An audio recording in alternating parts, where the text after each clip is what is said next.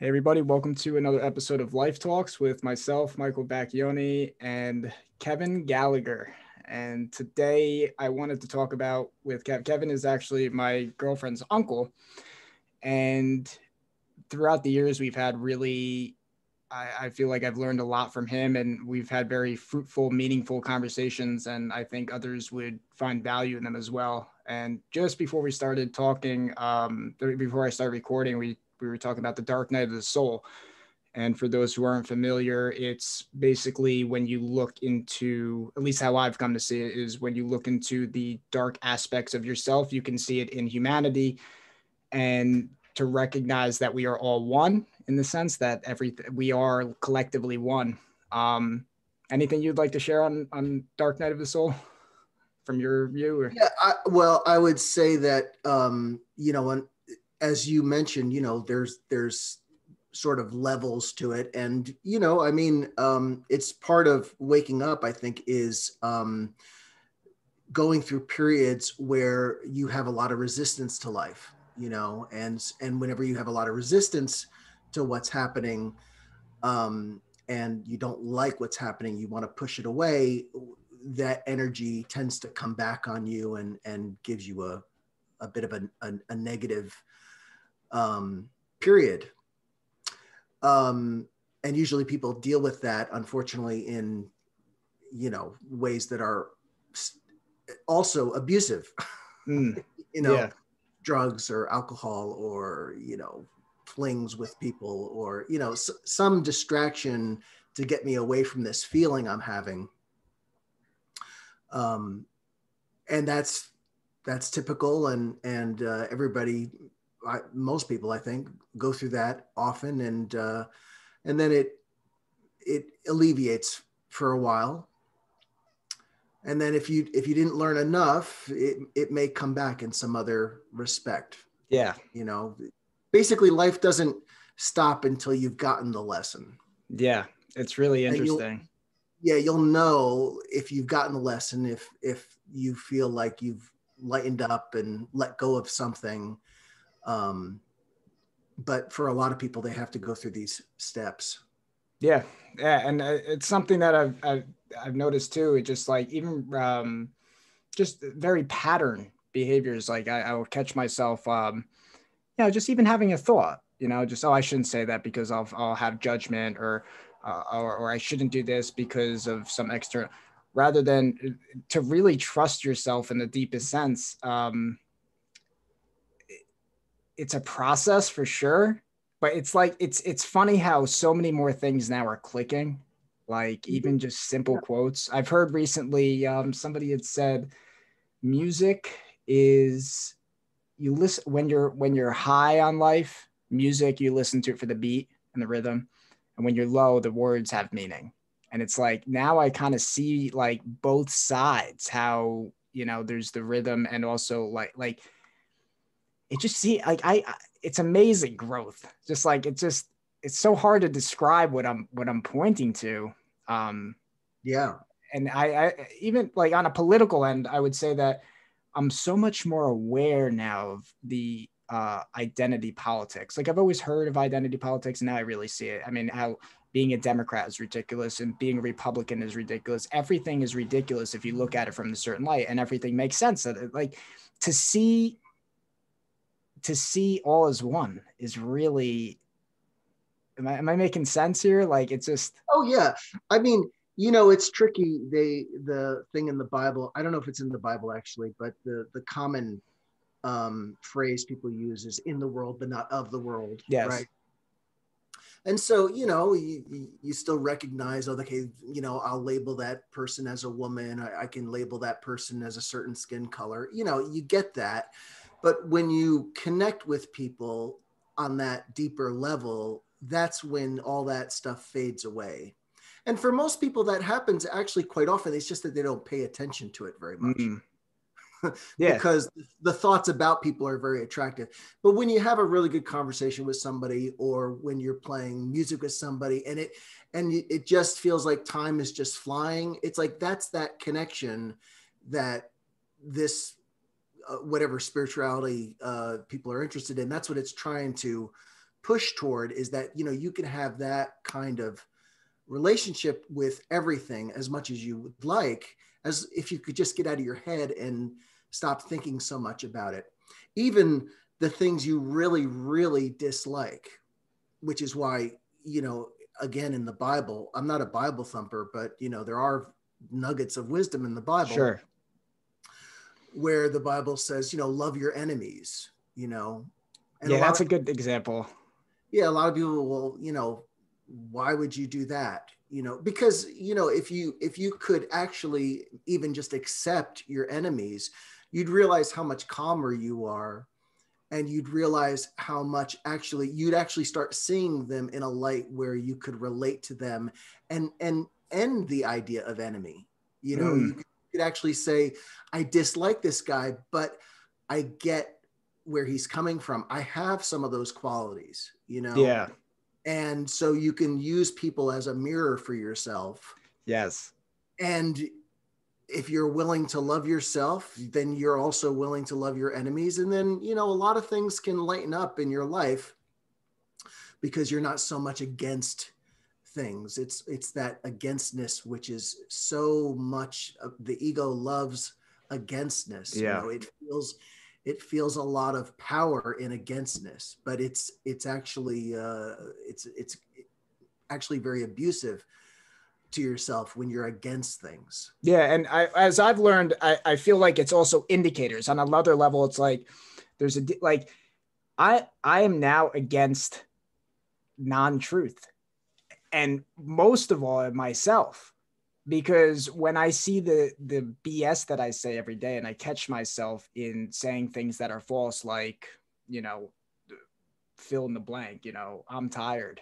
That's not even true. I'm feeling tired would be more true. So it's like, I'm trying to go deeper and to understand, like, words have power, like, and to articulate myself more. I think that's another problem we have as a culture is a language problem. You know, your team left or your team right, rather than wait a second. Like, maybe they're both wings of the same bird, and that there's truth on both sides. And at least what I see going on, I don't want to get too deep into politics and all the, I mean, we just turn on the news.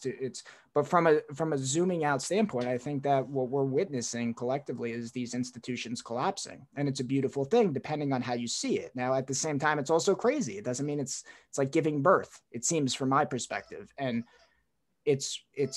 I'm getting into a place where I'm not judging it, not telling people what to do. And just trusting it, but it's not easy to trust. You had recommended a book to me. I recently just got it, and that is this one here. Oh, Course in Miracles. Wow. Course in Miracles. And, you know, I've played around with the idea of it, but I'm going into it now. I think it's probably the most amazing book I've ever read. And it's so powerful. I have a hard time reading it, to be honest. It's so powerful.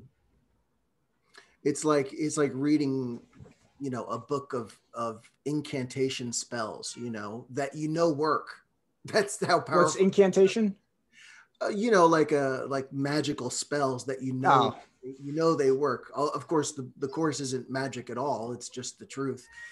But that book is wow. I mean, there's a lot of great stuff there that changes over time as you change the way you think and feel about things. The book changes with you. Yeah. The words stay the same, but it's such an amazing. It's probably the hardest book that I've ever read. Because at first there's a lot of resistance to what it says, and then as you grasp what it's saying and you can accept what it's saying, you realize, oh my God, it's so beautiful. And then, but you know, during times of resistance, during times of the dark night of the soul, you look at it again, you say, it's all bullshit. This is all bullshit, you know? Yeah. And but it's the most alive book I've ever read. Have you been reading any of the parts? I mean, for me, I actually just got it. It just came in a few days ago, and I've just started putting the podcast together. But you should check out the manual for teachers in that book. Even though a lot of people say that shouldn't be read until later, But it's, for me, it's the simplest part of the book to read. And the workbook lessons are simple. And then the text is more dense. It's so chock full of information. It's difficult for people. Mm. But the manual's much easier to read, and the workbook lessons are very simple. The workbook lessons are just ways to try to, especially in the beginning, it just tries to wipe your mind. It's like if your mind was a blackboard with a lot of ideas and beliefs about things, the workbook, it just tries to wipe all that away, which, you know, at first is very difficult for people to really grasp. Like, you know, the first lesson, I think, is everything I see in this room, on this street, in this window, everything I see is meaningless. It has no meaning. I mean, everything in the room. Yeah. Yeah. You know, this hand, this photo of my mother or my significant other, you know, this bank account, whatever it is, you know, that Yeah. I'm seeing, and none of it means anything. I have given all the meaning to it. And the book comes in and says, I want you to be aware that there's nothing holding you to these thoughts. There's nothing holding you to these thoughts except the fact that you keep worshiping them, basically. Yeah. It's 100%. And yeah, I've come to see too, it's words are tools, and it's all subject to interpretation. Like, I was listening to Alan Watts recently, and he gives a great example. It's like when we had the Great Depression, and all the factories were still there, everything was still intact. We ran out of money. And he goes, the now if you say it to anybody, they go, okay, yeah, it makes sense. But if you look at it from another light, it's really like, it's like showing up to build a house and you have no inches. That's how crazy we are, that we think that we lack money. No, what we lack, I think, is language and interpretation and awareness of the problems, and seeing them from a pure standpoint, where it's like, I'm not right, you're not, like, collectively, like, it's almost like I like to give the example, like, we're cells in a body. And this is how crazy we are, that we all separate. We're not realizing we're one body. Yeah, we are all we are connected. I mean, certainly, although we might not be aware of how the connection works, but certainly if you just think, if somebody said, you know, like, often I'll see people say, you know, I built my business all by myself, you know. Yeah. Which is really, it's just totally impossible. I mean, you would never mind the people that obviously worked with you. I mean, okay, if you want to ignore them, fine. That's, you know, it's up to you. But besides that, you know, I mean, you had to be born. I mean, you know, you needed help doing that, you know. Yeah. You needed roads. You needed a car to get from one place to another. You needed the dinosaurs to exist. You know, you needed the world to exist. So, you know, you're connected to all these things, but, you know, the ego is very much about, you know, this is about me. Correct.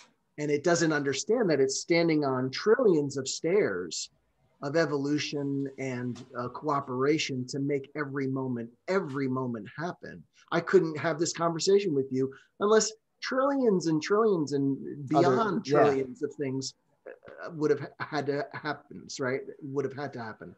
So never mind, oh, I bought the, you know, the camera. Yeah, okay, I bought the camera, but, you know, the mechanics to have everything exist the way they are, it's overwhelming for the mind. So, you know, it'd rather just, you know, block that out and look at more obvious things. You know, you did this to me and this happened, and, you know, that person's at fault. It's just easier for the mind to look at sort of the short-term connections. Yeah. And say, well, that's what happened. When in fact, what happens is always the product of an enormous universe. And to be humble about that, whether you like what's happening or not. You know, someone gets sick with something that they don't like. I mean, it's upsetting, but they have to also say, you know what, but this is, I mean, if you're accepting life, that's part of life. You have to accept that as well. And it's ridiculously difficult to do that because, you know, being a victim is also something we really like to do. We like that victimization idea. And we like to be at war with things. So, you know, I fight my cancer or whatever it is. Yeah. But in fact, you know, accepting it is much easier on you, and probably going to be much easier on your body. I'd like to think of the example too. It's like trying to go to sleep. Yeah, I have to right. go to, it's a state of surrender. You have Yeah, to you actually, can only accept sleep. yeah. I just turned to a random page in here and it actually turned to Yeah, forgiveness is that the, book is like that. You can literally just oh, I open it anywhere. Yeah. yeah. I turned to forgiveness as the key to happiness. And you talked about before, love your enemy. And Yeah. a more naive version of me looked at that when I was younger. Like, and I think Alan Watts really breaks down words amazingly, but he says, if you don't forgive somebody, you shouldn't try to forgive them. All you can do is understand why and dive into why do you judge and go deeper into each layer of your own conditioning. Right. And because if I say you shouldn't forgive someone, if any, it's not a tool that's going to be the most highly effective. Or I can give the superficial, you ought to be a good person, which is still coming out of fear of judgment of not being good. Sure. Versus when you understand, love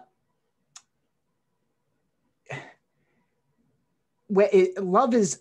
I heard David Hawkins say once.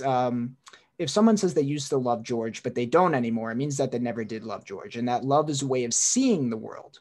Whereas culture and many aspects of Hollywood have conditioned to say love is an emotion, which is not an emotion. It's a way of seeing and interpreting the world. Because if it was emotion, it would be emotions come and go. Whereas Right. True love is actually looking at somebody who you actually despise and not saying, oh, well, I love them because I ought to, but I in the same way that a mother, he gives two examples. So you go to a 12-step group, doesn't matter what you did, you show up and you can say it, you can express it, and there's not a judgment behind that. And Mm-hmm. I guess maybe I can ask you something. I've had the conflict before because I don't think judgment is a bad thing from a right light. And I guess the Well, dilemma that you have to be, one of the things in the book that I like, it says, I forget exactly what it is. It's one of the lessons, but it says, you are you have a kingdom to rule. Your mind, you have a kingdom to rule. And what it's basically saying, and talking about forgiveness is basically saying that if you're getting upset about somebody or you're hating somebody, it's like you have to look at yourself, because you are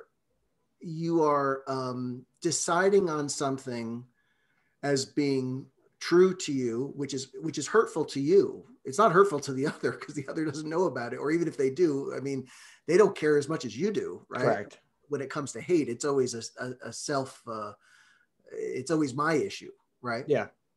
So, but the ruling of the mind means, you can entertain these thoughts if you want, you can entertain yourself being a victim if you want, but you don't have to. And you're the ruler. You can decide, do I want to keep thinking my mother is a bitch, or do I want to keep thinking my boss is terrible? Or a politician. Yes, Now but, that's or whatever, yeah, but, and then the reasons come, yes, but he did this and he did that and he did this and then he did that. Okay, fine. And then another part of the book, and it has to do with forgiveness. Forgiveness, I forget exactly again the quote, but it basically, it tries to get you to understand that forgiveness, what you're letting go in forgiveness is nothing.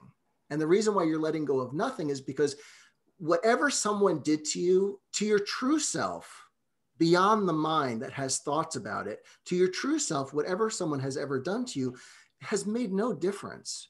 You're just as free as you've always been.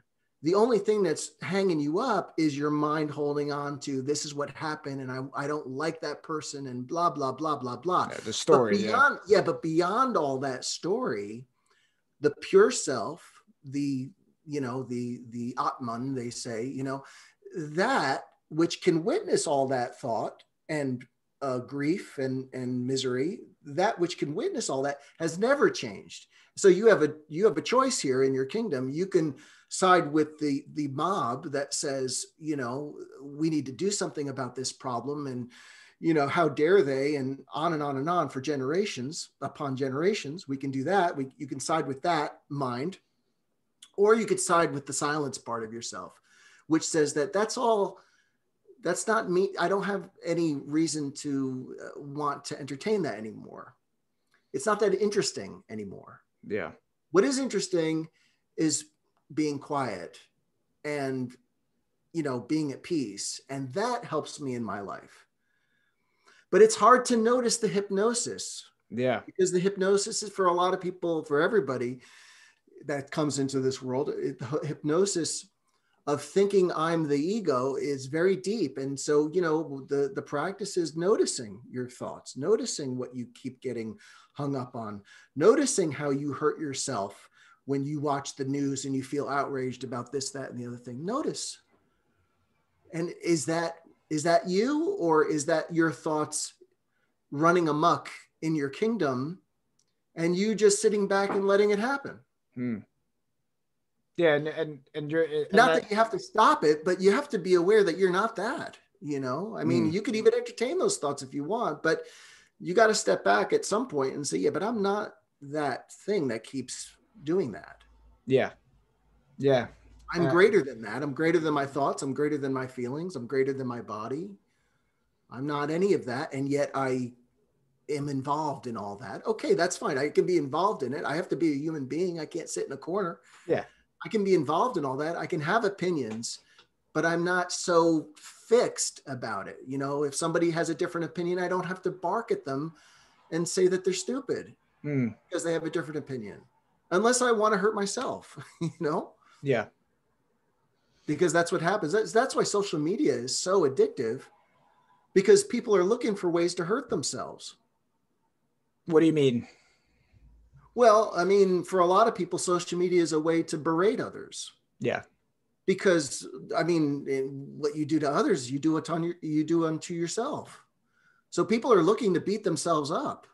Yeah. And so they find another with a different name, with a different avatar, you know, okay, I'm going to beat up on you. And I'm going to, why? Because you're the unholy one and I'm the holy one, which is just a cover story. Because I'm only doing that because I don't feel like I'm holy. So if I could bring you down, if I could only bring you down a bit, then I can feel a little bit more holy. That's the ego's game. The ego thinks, you know, the only way to feel holy is by bringing others down. It doesn't recognize that, you know, you don't need to compete for holiness. There is no competition in holiness. It's all holy if you want it to be, you know? Yeah. And you can have a much better experience with the other.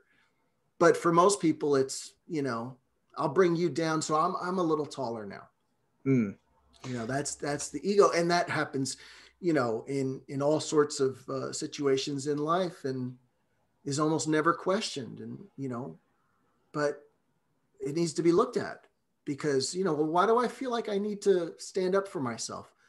Am I really feeling so bad about myself? Yeah, that's why.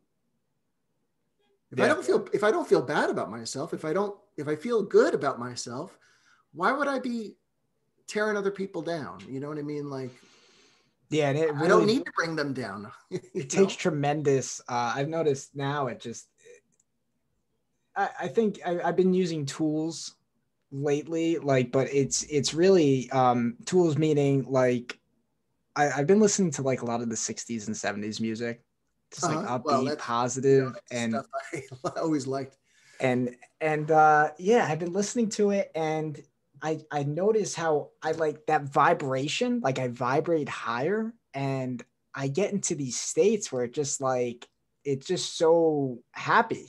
Like, and not even happy where it's not even happy. Happy's not even a word.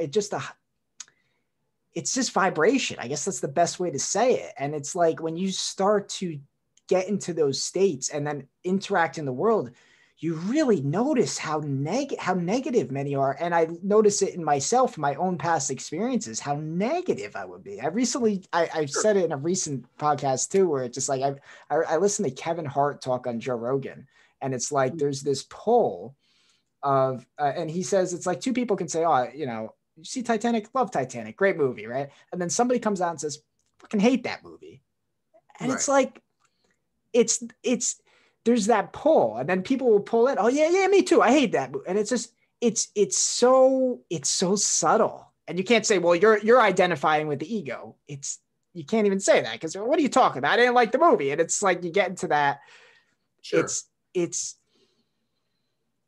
But I've just, as I've gotten older now, I just realized what we're talking about is just so subtle. It's so fresh. It's so dynamic. There's not a one size fits all. It's true. I mean, everybody has to go through their things. In the beginning of that book, The Course of Miracles, it says something about there is no universal curriculum. You can't have everybody go through the same experience. You can't have a universal religion. You can't have, everybody's individually very different. And so they're going to find their own course that is going to teach them, if they're open to it, they're going to get the lessons in life.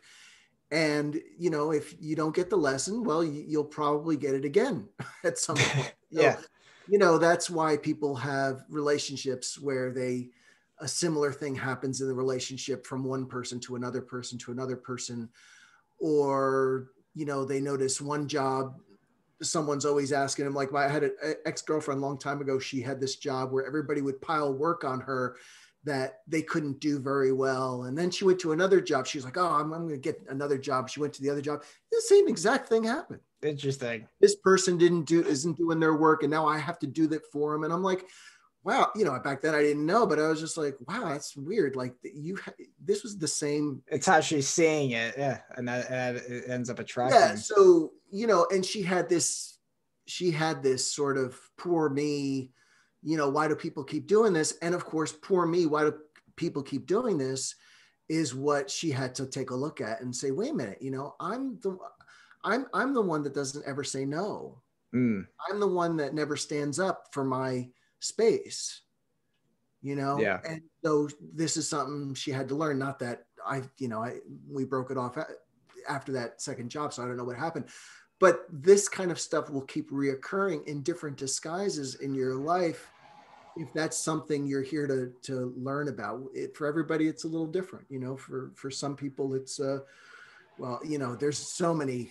I don't even have to go through how many different examples there are of this. But ultimately, it comes down to accepting yourself and being okay with yourself. That's what you're trying to learn. Yeah. I mean, as simple as that is. I know it's real simple, but ultimately you're trying to love yourself. Once you love yourself, you can love others, and you can learn to love yourself by loving others as well. But so it works both ways. You can use relationships to help, and you should, use relationships to help your own awareness of yourself. And, as much as you can, try to be aware when you're shutting down. The book, another thing the book says is the only thing that's lacking is the love I refuse to give. How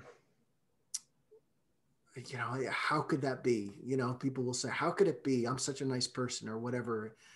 But it's not just love, like I love this person. Love is like, I love myself enough to stand up to somebody and say no. That's love. Yeah. Without hatred, just with strength. Because of what you believe in, not because you're doing it to reject somebody. Because you're being true. Correct. Yes. Because you're being true. Yes. And because you're not defending yourself, you're just standing up for what you feel is correct. In a loving manner. I request this for myself. I don't hate you, but this is something this is the great men of peace have talked about. They all stood up for things. Gandhi and Martin Luther King, they all stood up for things. But, it was understood that, we don't want to create enemies by standing up for things here. It was against ideas rather than people. It was we just want what's right. Yeah. And when you recognize us the way we want to be recognized, and we'll help you because we'll be kind and considerate up to a point, so you can see our humanity. And, hopefully that bridges the gap. So you see it too, we see it so strongly in ourselves that you see it as well. But if I'm against, if I'm railing against and I hate someone, it doesn't work. Us versus them has never worked in history.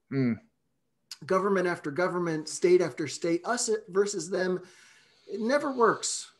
It never works. There, eventually the empires fall because it's always eventually us against some goddamn person, some goddamn tribe.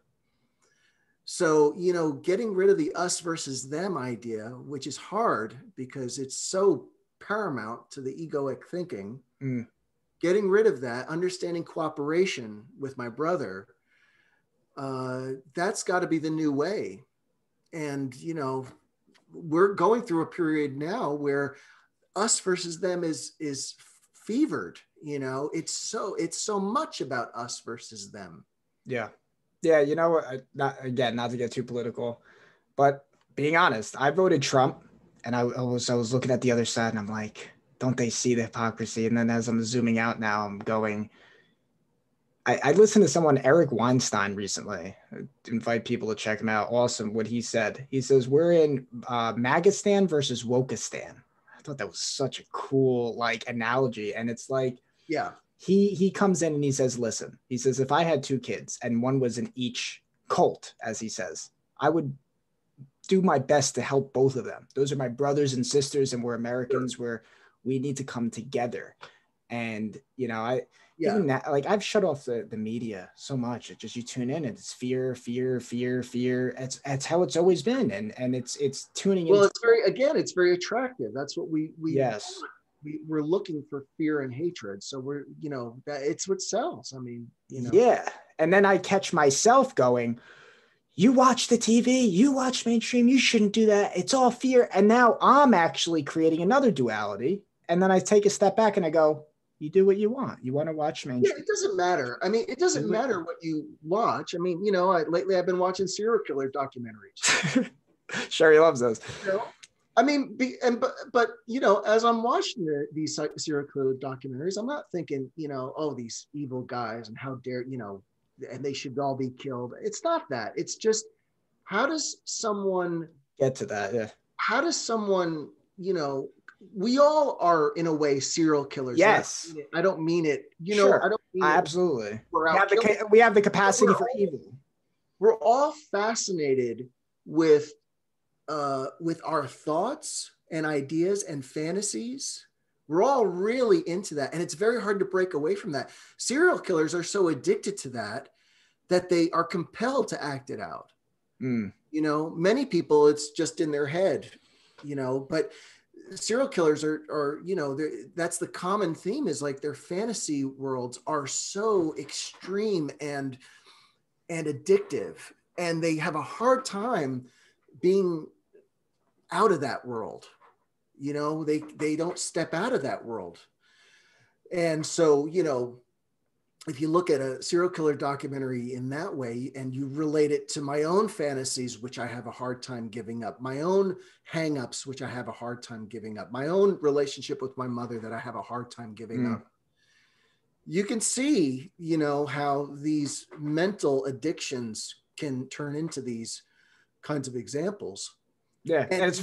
And you have some sympathy for these guys because fuck, man. I mean, it's like someone addicted to heroin. It's like, I'm not going to just say, well, you're a piece of shit. It's a disease. It's hard to break that. It's, I understand why they're trying to get away from the pain that they're having. And serial killers, it's that, it's this intense pain they're trying to get rid of. And the only way they seem to know through is by, okay, if I just kill this person or rape this person, it seems to subside for a little while, just like having a drink, just like getting that shot. It seems to subside for a little while, but it keeps coming back, Yeah, and the biggest enemy is within, and that's really the truest thing. And so, it's like awareness of psychological problems that people have, craziness that people have that we label as a society. Well, that's crazy, and I'm not. When you look more carefully, you can see that, well, that kind of thinking, that kind of addiction to thought, we all have that. We all are letting our kingdom run amok, in the mind. And we all have to wake up and realize that we're not that. There was one documentary I saw recently. It was on David Berkowitz. And, at the end, David Berkowitz, I don't know if you know, but he turned into a Christian, and he sort of describes his conversion to Christianity, and, he got on his knees and, the whole thing. A lot of people say, oh, it's just total bullshit. He's still a serial killer. He still would do all that stuff, but there are times where people have these demons in their head where it's so intense that it just eventually breaks. God does give grace. Yeah. So I don't know David Berkowitz personally, but at the end of the documentary, the narrator was sort of cynical. Yeah, he's a Christian now, sure. Yeah. But I kind of came away from the documentary thinking, good for him. If he actually had the courage to look through all that mental anguish that he had, if he actually got to see the light beyond that, we should all hope for that for people. I don't care what they did. You should always hope for people to see that, because if you're hoping for them to see that, you're also hoping for yourself. Whatever prayer you give to others, you're giving to yourself. So, anyway, it was sort of interesting, but so it doesn't really matter what you watch. What matters is what's watching. Yes. That's what matters. Is it the ego that's looking for more pain and punishment for others out there? Or is it, in the book, The Course in Miracles calls it Holy Spirit, or is it Holy Spirit showing you how this relates to you, how you can relate to this being that most people would never give the time of day to? Yeah, and it's funny you mentioned that word Holy Spirit, because I feel it's such a heavy word, depending on how you see it. All the Christian words are very heavy because the ego has taken them and turned them into. Like sin was a big thing for me. Like sin means you're bad. No, sin means to miss the point. So when you shift it from bad to miss the point, it's like, wow, that makes a lot of sense. We are all sinners. We have all missed the point at some point. We've all been ignorant to some aspect. And when we shed that, we can see it clear. And what I've seen is, from one aspect of what the Holy Spirit means to me, is that it's the stray and narrow path, right? I've seen that now as you walk a line with everything you say. And when you speak to people, when you receive conflict, that small line, you can respond. And then and if you get into that state of responding, which I think David Hawkins talks about, it's 1/10,000th of a second. The mind, it's transcending the mind, where you're not reacting. You say something and you go, okay, you're getting feedback. No, you're wrong. Okay, and respond to it. And through feedback from other people and, positive, negative, you can learn from we learn from each other. And I think when you get into a certain mode of being through practice, I think it's different how it's experienced. Some people, they can practice for 10 years and not get it. Other people can practice for a minute, they got it instantly. And some people, can live there. And when you live, that's the whole goal, is to live in that place of being responsive rather than reactive.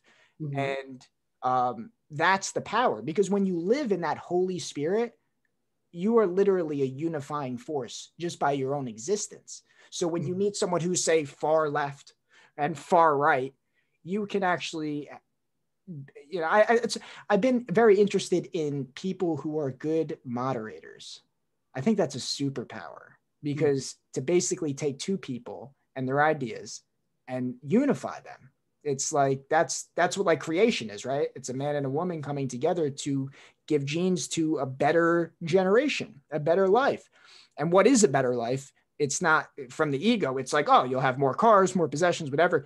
But a better life is one that is just, it's almost a continuation of life rather than, or it's like what's better, a seed or, the flower. It's all one. So it's just a continuation process. And I can't even do it justice, but I think I do it enough justice to explain my point. I mean, what can I say? There's lots of ways to learn about yourself. You have to be interested, though. If you're interested, you'll be amazed at the kind of stuff that comes to you. A book, a person talking to you, a YouTube video. You'll find yourself reading something on the web that you would have never read 5 years ago. You don't have to, it's not an intense study. You don't have to be like a monk, in a castle. Yeah, it's more ego. It's more identification with it. Yeah, it's like if you're blessed to be interested in knowing yourself, if you have that blessing, and you start recognizing that there's something here that I need to really look at inside me, instead of always thinking the world needs to change. If that comes to you, you'll be shown the way. I mean, and sometimes you'll get off the path and back on it, and it's perfectly fine.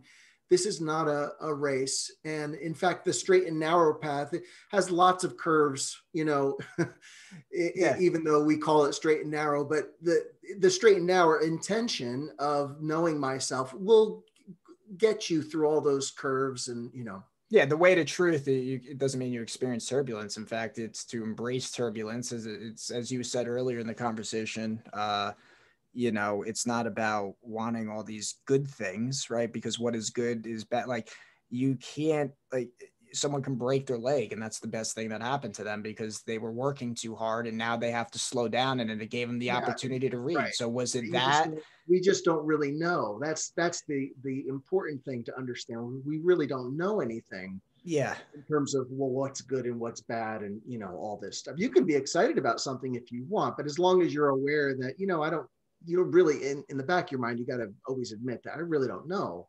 if this is correct or it's not correct, but because everything is fine. Integrous, I think, would be, is this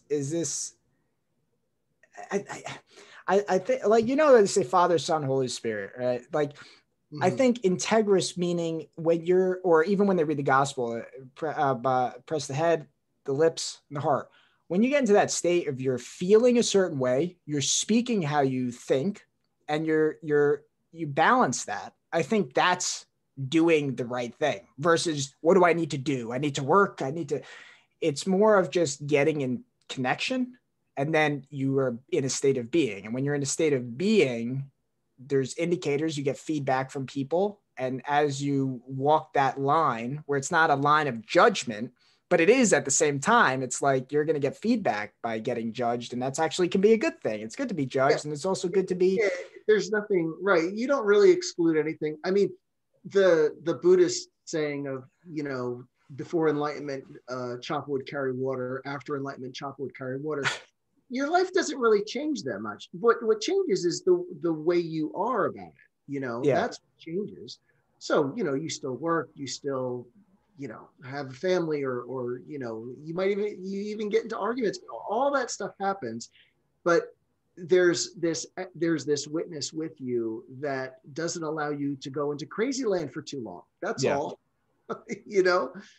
You have a helper sort of, which is your right mind, the one that rules the egoic mind, ultimately can look at the egoic mind. That thing is always at your beck and call whenever you want it, and will help you in your situations. I got short with my girlfriend the other day, and immediately I apologized. I mean, within about 2 minutes, I expressed myself why I was upset, and then I saw it immediately that this was not what I wanted to do. Yeah. I'll tell you, years ago, that could have gone on for days, if not weeks. Yep. Guilty. But I, let her know, I'm sorry, this is about me. This must be something in me that I do that I'm not aware of, and I'm reacting to it. Very simple. Yeah. I told her that, this is something I need to work on in myself. There's something that you did or talking about, or the way you're talking about it is somehow triggering me from my past thoughts about either my past or myself, probably both. It's always about me anyway. And so, as long as I'm willing to do that and honestly say, I'm sorry, not just I'm sorry because I want to get rid of this, but yes, honestly say, I'm sorry, I slipped up, The ego's like, it can be sort of a bratty child, but you don't want to beat it up, but you want to sit there and, make sure it understands that I love you, but hey, we're not going to have this right now. This is not happening in the restaurant here, So it's sort of like that. And you get better at being a sort of a father, to that it doesn't leave you, the ego doesn't disappear. It hangs out. And the Bible says what? The devil comes back at a more opportune moment, right? So it's like when you are in that state of flow, the temptation is still there to fall back into personhood. Yeah, of course. Become stronger and stronger as you get into that flow state, because I've noticed as you get go ahead. No, I was going to say that it's you've been hypnotized from birth that that all this stuff that you're thinking and feeling is real. Everything I see is real in this room. The first lesson is everything I see in this room is not what I think it is. Yeah, zoom into that a little bit more, because I'm sure people are going to watch this and just say, "What the hell is he talking about? Everything in this room." Well, I give the meaning to everything is it's very simple. If I walk into your room and see a photo of your mother, it means nothing to me. Versus what would be the opposite? You walking into the room and seeing your mother, and you have a history, and what she was and how she is, and that means something to you. But the picture itself means nothing. Everything is neutral. Correct. So it becomes completely subjective. Yes, everything is neutral. And that's not easy to grasp when you see mass murder or someone treating someone poorly, or it's not easy to grasp that. Yeah, because for example, the kamikaze who ends up giving his life, he's actually noble in a certain sense, but to the enemy, who is he to screw up our way of life? But when you start to see both those paradigms, you said something before, and I think that Jordan Peterson goes into it. If you don't think you have the capacity to be a Nazi, you probably were one of the people who'd be a Nazi. And meaning that if you have the idea that, oh, I would never do that. Oh, I mean, dive into maybe Nazism is just, seeing that there's others. That's all it is. Correct. It's a highly emphasized thought about there are others out there that are our enemies. Now, I mean, everybody has that. The reason why I think the Nazis are so studied, I mean, it's been a long time, and there's been a lot of other bad regimes in the world, but the Nazis have this specific kind of fascination to most people. And it's because I think, from what I can tell, it's because we all carry this sense of the other is the enemy. Yes. And if I could only get rid of all of them, I would find happiness. Yeah, and I think that's what Nazi Germany was all about. Yeah. I mean, if we could just get rid of pretty much everybody but the Germans, you'd see everything's going to be fantastic.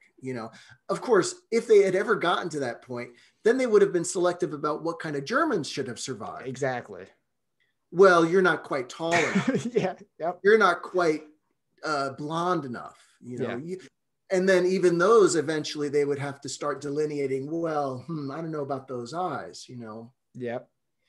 That's the ego. The ego never stops finding enemies because the ego is the enemy. It's always looking for itself. Not that it's an enemy, you know what I'm saying? Yes. But it tries to find what it's against so it can feel live. That's how it gets life. It doesn't want to dissolve into oneness. It wants to be separate, damn it, So here's my borders, here's my skin color, here's my nationality, here's my religion, here's my that, so I can identify myself and get the fuck away from everybody else as much as possible. I still want to be friends with everybody, though. That's the problem. That's the conflict. Yeah.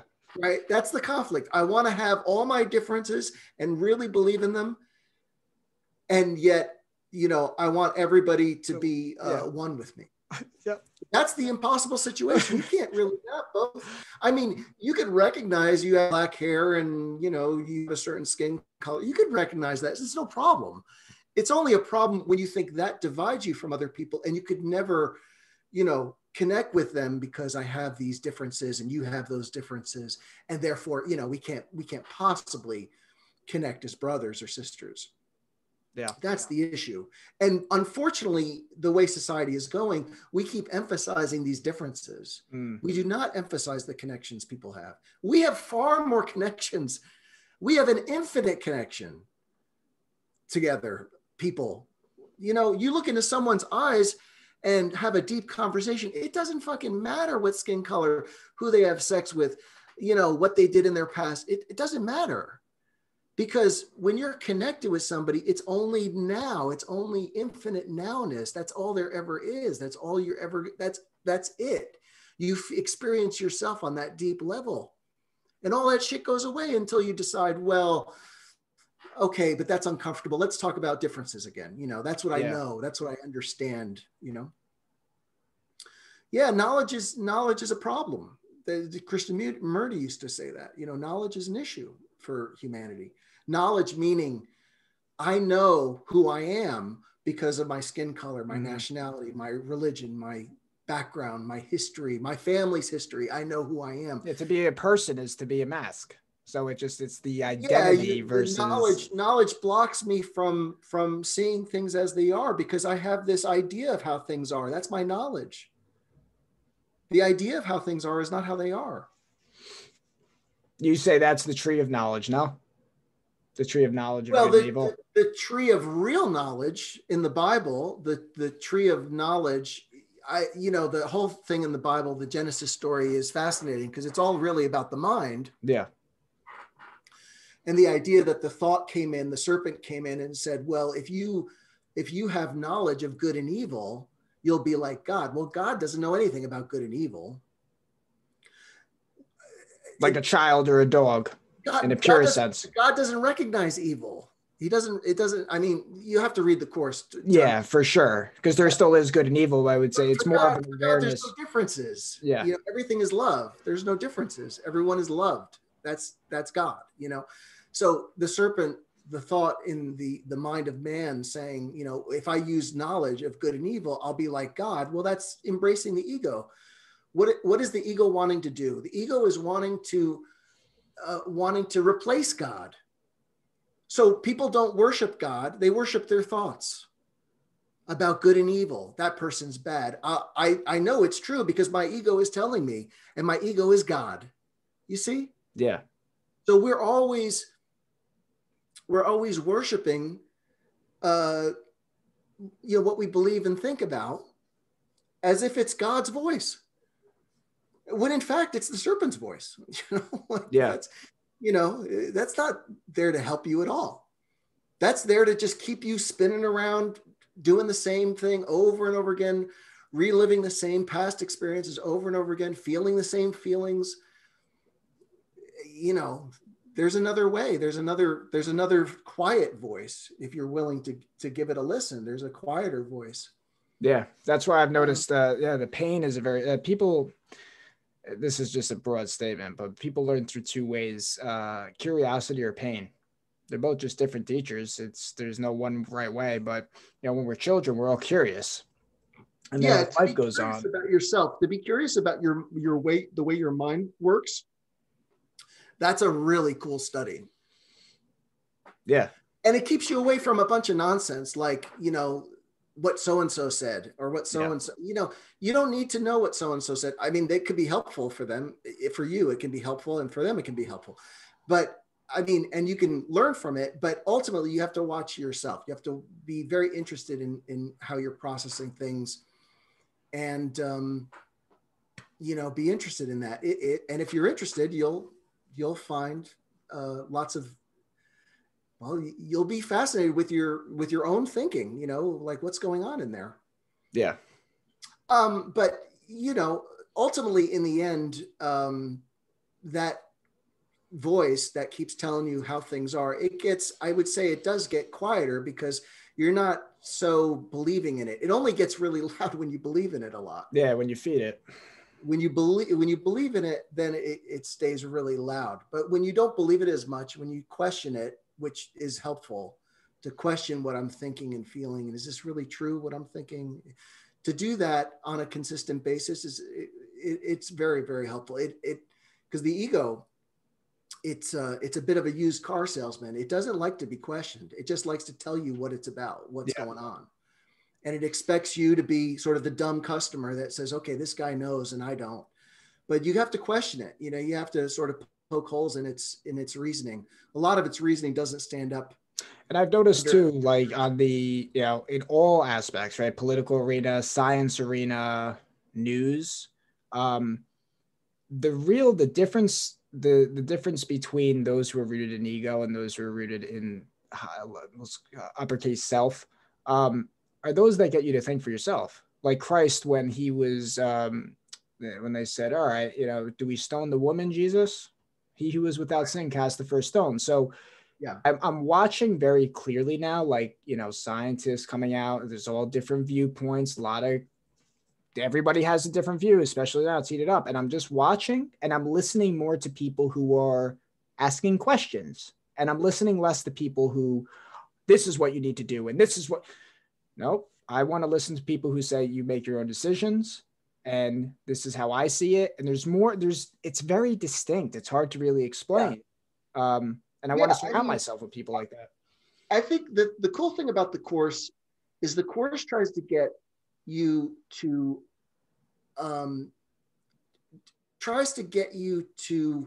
question all your problems. In other words, for most people, spirituality is about, how do I solve this problem I have? How do I solve it? The course, what's so cool about the course is it goes one step beyond that. It says, who is creating this problem?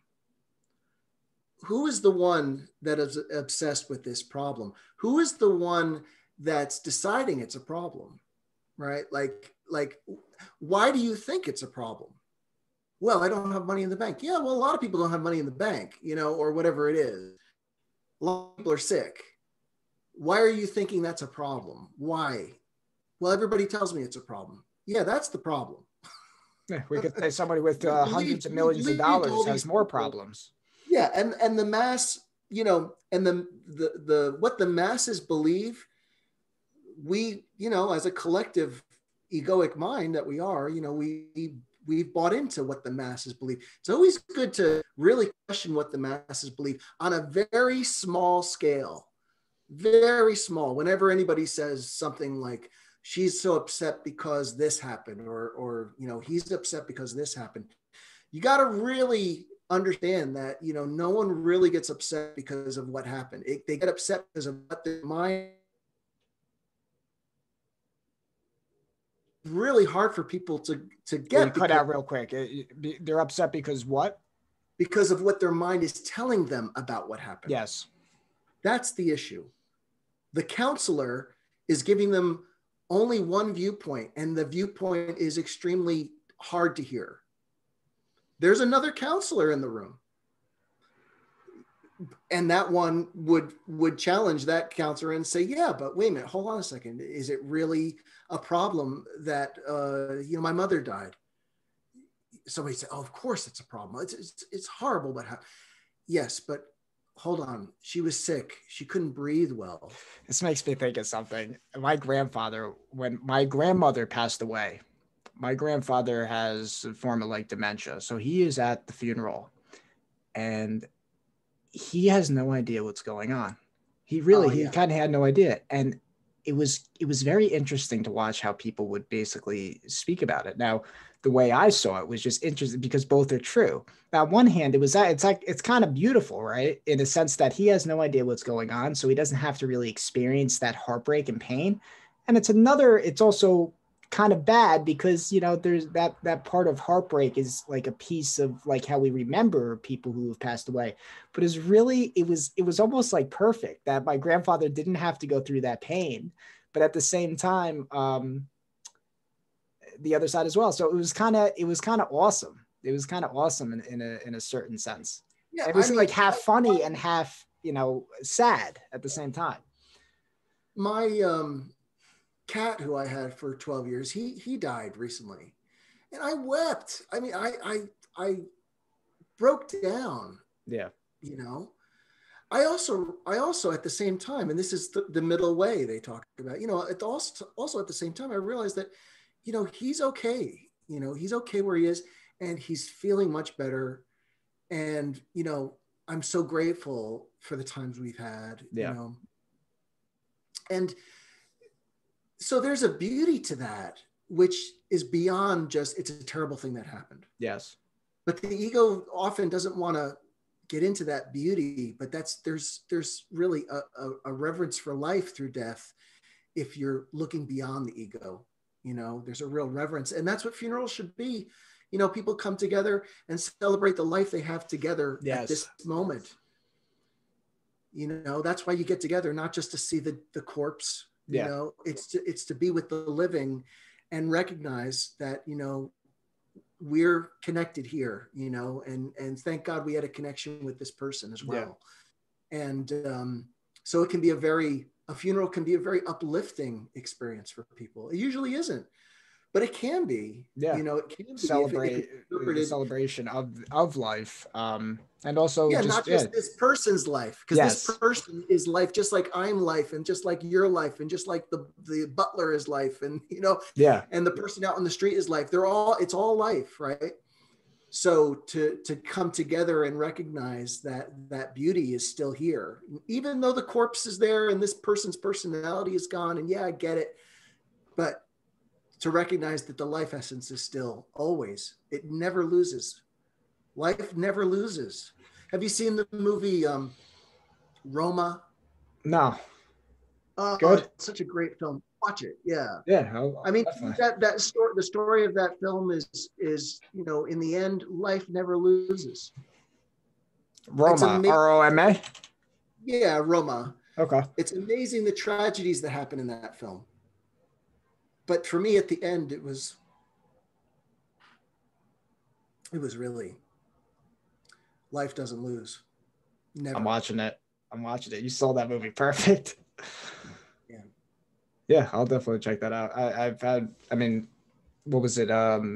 What's the movie? I think it's, a few movies that have really been, you ever see Peaceful Warrior?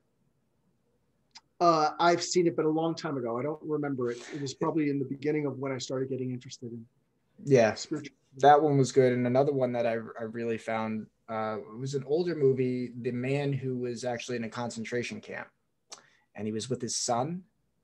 I don't know if it's a perfect life or a beautiful life. One of those.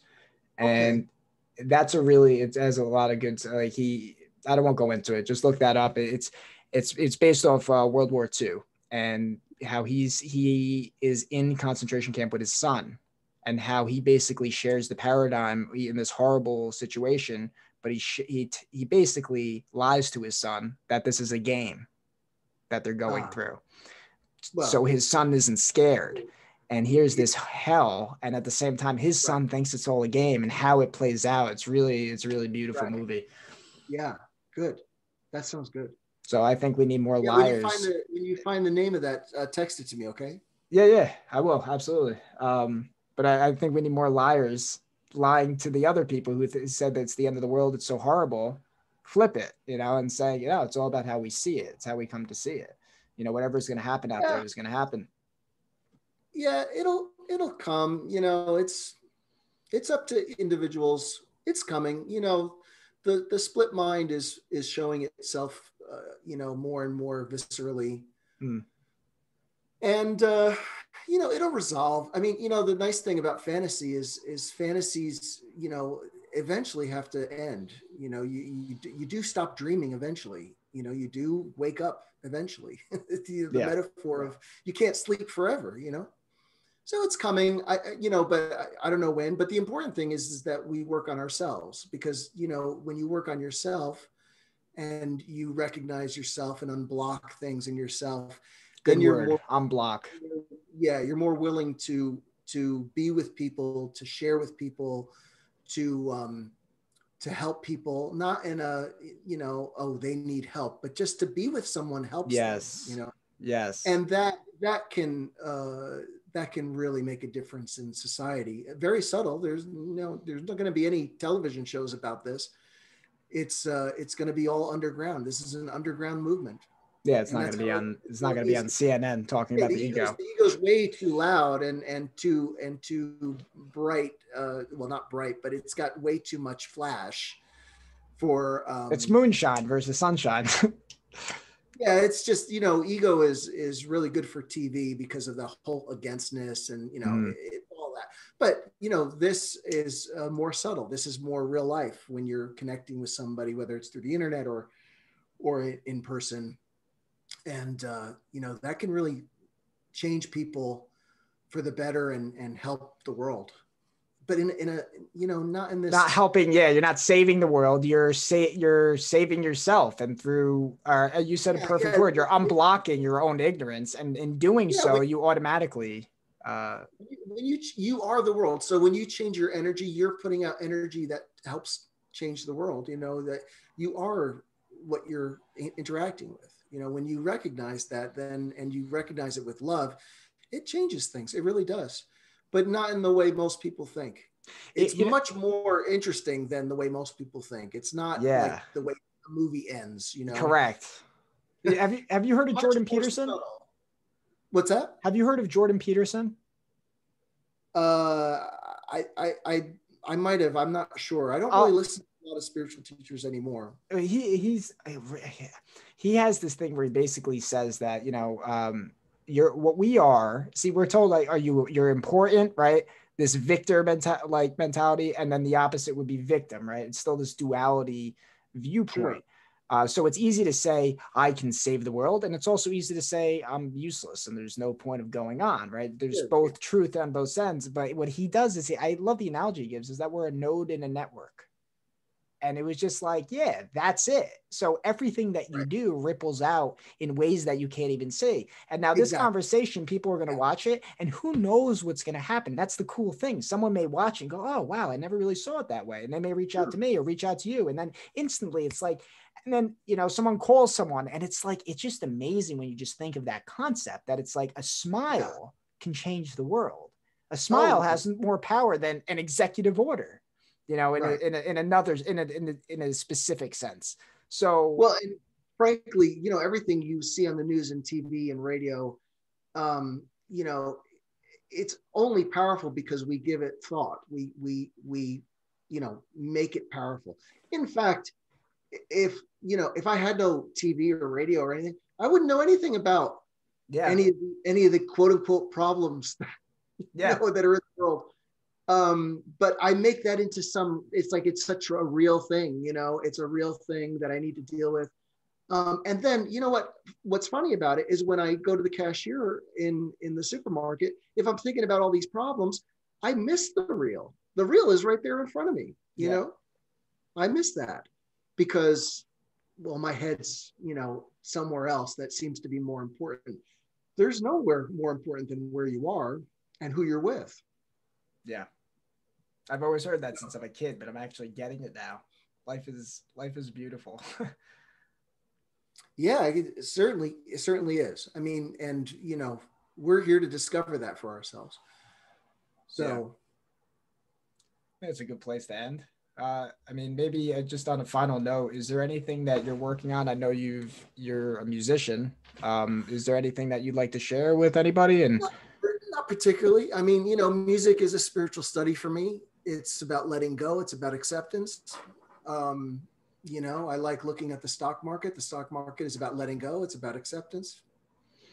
I mean, oh yeah, what do you think of that? What's going on right all, now? Maybe we all can the touch on same that. study. The GameStop stock. What's your thoughts on that? Well, I mean, these things, these anomalies show up. Uh, Again, the whole us versus them mentality, it never works. And we're going to sink these people, these rich people, and it's us against them. It Yeah. just doesn't work. Yep. Yeah, it Well doesn't said. work. I mean, you really, I mean, if someone has money and they have a good life, bless them, and you're blessing yourself, to be against, I think it's a waste of time. Very, Very well said, because I've seen a lot. They're the greedy ones. Well, where are you greedy in your life? Where are Yeah, you? sure. And when Right? you Okay. dive into that, then Yeah. you could have the appreciation and also understand that's like, I used to judge, for example, Justin Bieber. I used to be like, that he's such a selfish. And then I'm like, what would I do if I had that kind of money when I was 17, 18? God, the fact Yeah. that he isn't a complete train Besides wreck is that, a beautiful thing. yeah. And besides that, the hedge funds, oh, they're such horrible people, blah, blah, blah. Whenever I see that kind of stuff, I just think, yeah, well. Muji says they're crazy because we're stupid. We're one big team. I love how he does it. He basically, when confronted with this idea that they are the best, like when you start to recognize that, well, how are you contributing to it? What are your actions? What are you doing in your own Well, I life? mean, what's fascinating is, you